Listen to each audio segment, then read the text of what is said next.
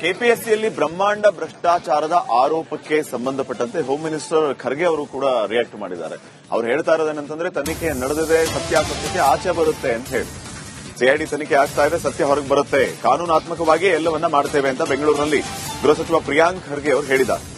ಪರೀಕ್ಷಾರ್ಥಿಗಳು ಮನವಿ ಪತ್ರವನ್ನ ಕೊಟ್ಟಿದ್ದಾರೆ, ಕಂಡೀಷನಲ್ ಆದೇಶ ಕೊಡಿ ಅಂತ ಕೇಳಿದ್ದಾರೆ. ಸಾಧಕ ಬಾಧಕ ನೋಡಿ ತೀರ್ಮಾನ ಮಾಡ್ತೇವೆ ಅಂತ ಬೆಂಗಳೂರಿನಲ್ಲಿ ಗೃಹ ಸಚಿವ ಪ್ರಿಯಾಂಕ್ ಖರ್ಗೆ ಅವರು ಹೇಳಿದ್ದಾರೆ. ಯಾರ್ದು ಅಧಿಕಾರವನ್ನ ಯಾರ್ದು ಜವಾಬ್ದಾರಿಯನ್ನ ಯಾರು ಕಸ್ಕೊಳ್ಳೋದ ಪ್ರಯತ್ನ ಇಲ್ಲ. ನಾವು ಸಿಐಡಿ ತನಿಖೆ ವಹಿಸಿದ್ದೇವೆ. ಏನು ಸತ್ಯಾಂಶ ಹೊರಗೆ ಬರುತ್ತೆ ಅದನ್ನ ಅದ್ರ ತಕ್ಕಂಗೆ ನಾವು ಮಾಡ್ತೀವಿ ಕಾನೂನು ಪ್ರಕಾರ. I cannot do anything beyond the frame of ಲಾ.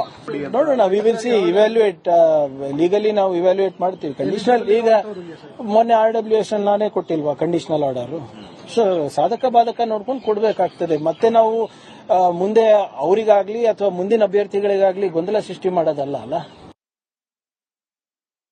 ABVPದವರಿಗೆ ಬಿಜೆಪಿದವರಿಗೆ ಸರಿಯಾಗಿ ಓದ್ಕೊಂಡು ತಿಳ್ಕೊಂಡು ಬರ್ಲಿಕ್ಕೆ ಹೇಳಿ ನನ್ನ ಹತ್ರ.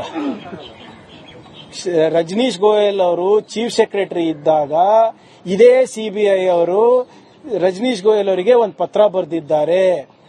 ದಯವಿಟ್ಟು ಯಾವ್ದಾವ್ದೋ ಕೇಸ್ಗಳು ಕೊಡಬೇಡಿ, ಎಲ್ಲಾ ಕೇಸ್ಗಳು ಕೊಡಬೇಡಿ, ನಮ್ಮ ಹತ್ರ ಮಾನವ ಸಂಪನ್ಮೂಲ ಇಲ್ಲ, ಮಾನವ ಸಂಪನ್ಮೂಲಗಳ ಕೊರತೆ ಇದೆ. ಅಕಸ್ಮಾತ್ ನೀವು ಬಹಳ ಇಂಪಾರ್ಟೆಂಟ್ ಕೇಸ್ ಇದ್ರೆ ಅದನ್ನ ನೀವು ಕೊಟ್ರೆ ನಮಗೆ ಗಾಡಿ ಕೊಡಬೇಕು, ಗೋಡ ಕೊಡಬೇಕು, ಟೇಬಲ್ ಕೊಡಬೇಕು, ಕುರ್ಚಿ ಕೊಡಬೇಕು, ನಿಮ್ಮ ಸಿಬ್ಬಂದಿಗಳು ಕೊಡಬೇಕು, PC ಇಂದ ಹಿಡ್ಕೊಂಡು IPS ಆಫೀಸರ್ ಅಂತ ನಮ್ಗೆ ಕೊಡಬೇಕು. ಅಂದ್ರೆ ಒಂದು 100 ಜನ ಇದ್ರೆ 98 ಜನ ನಮ್ಮದೇ ಇರಬೇಕು.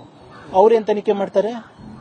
ಸ್ವಲ್ಪ ದಯವಿಟ್ಟು ಸಾಮಾನ್ಯ ಪ್ರಜ್ಞೆ ಇಟ್ಕೊಂಡು ಹಿಂದಿನ ಸುತ್ತೋಲೆಗಳನ್ನ ಓದ್ಕೊಂಡು ಕಾಗದ ಪತ್ರಗಳನ್ನ ನೋಡ್ಕೊಂಡು ನನ್ನ ಹತ್ರ ಬರಕ್ ಹೇಳಿದ್ದಾರೆ. ಆಮೇಲೆ CBI ಕೊಟ್ಟಿದ್ದೆಲ್ಲಾನು ಕೂಡ ಎಲ್ಲಾನು ಸರ್ಕಾರದ ಪರವಾಗಿ ಆಗಿದ್ದೆ.